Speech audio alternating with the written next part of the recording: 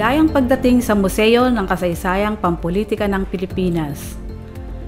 Matatagpuan sa Paseo del Congreso, lungsod ng Malolos, lalawigan ng Bulacan, ang isa sa mga tagapagpaalala sa makulay na bahagi ng kasaysayan ng ating bansa na dito ay naganap. Ito ay ang Casa Real ng Malolos na ngayon ay Museo ng Kasaysayang Pampulitika ng Pilipinas. Isang museo na ang presentasyon ay sunod sa modernong panahon kung saan ang mga exhibit at naratibo ay itinanghal gamit ang makabagong paraan. Halina at sama-sama nating silipin ang museyong ito na matatagpuan sa pusod ng lungsod ng Malolos. Nagsilbi ang Casa Real bilang tanggapan ng pambansang palimbagan ng pamahalaang revolusyonaryo.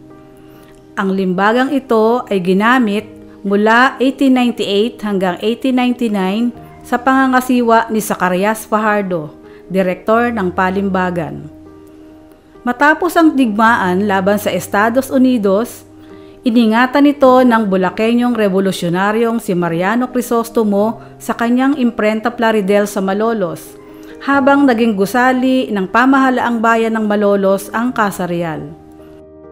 Noong 1965, idiniklarang dambanang pangkasaysayan ni Pangulong Diosdado Macapagal ang Casa Real at noong 1997, binili ng pamahalaan ang limbagang ito at muling inilagak sa dati nitong tahanan upang magpaalala sa mga kabataan sa naging simula ng ating pagkabansa. Ang limbagang ito ay isa sa mga simbolo ng pakikihamok ng ating bayan para sa kalayaan, ang puso ng ating kasaysayang pampulitika. Ang Casa Real ay salitang Espanyol na nangangahulugang bahay ng hari o gusaling pampamahalaan. Ito ang nagsilbing tanggapan ng punong bayan, ang pinakamataas na posisyong pampulitika na maaaring ibigay sa isang Pilipino noong panahon ng mga Espanyol. Taong 2016, inilunsad ang Casa Real bilang Museo ng Kasaysayang Pampulitika ng Pilipinas na tatalakay sa pagbuo ng isang bansa.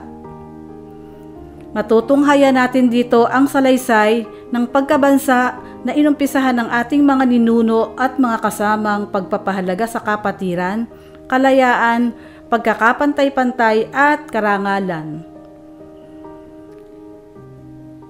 Pagpapakilala sa museo sa pamamagitan ng isang presentasyong audiovisual ang unang matutunghayan ng mga bisita.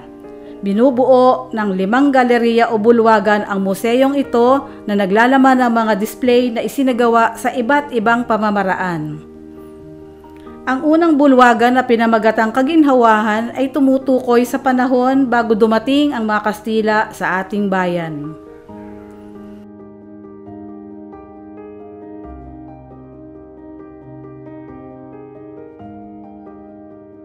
Paniniil naman ang ikalawa na tumatalakay sa mga kaganapan nang dumating na ang mga mananakop na Kastila.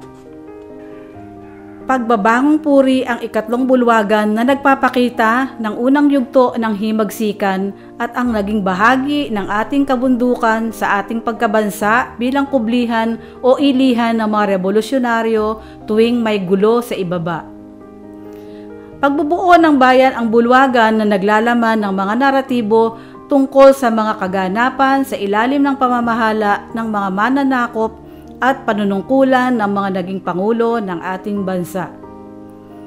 Isang presentasyong audiovisual naman ang mapapanood sa ika-5 bulwagan, ang patuloy na pakikibaka kung saan ipinapakita ang mga pinagdaanang pagmamalupit at karahasan ng mga Pilipino at ang patuloy na pakikibaka tungo sa mga pagbabagong ating pinapangarap. Ang hamon sa bawat Pilipino, lalo't higit sa kabataan, ay ingatan at pagyamanin ang pamanang sinimulan. Muli po, ito ang Museo ng Kasaysayang Pampulitika ng Pilipinas, lungsod ng Malolos, lalawigan ng Bulacan.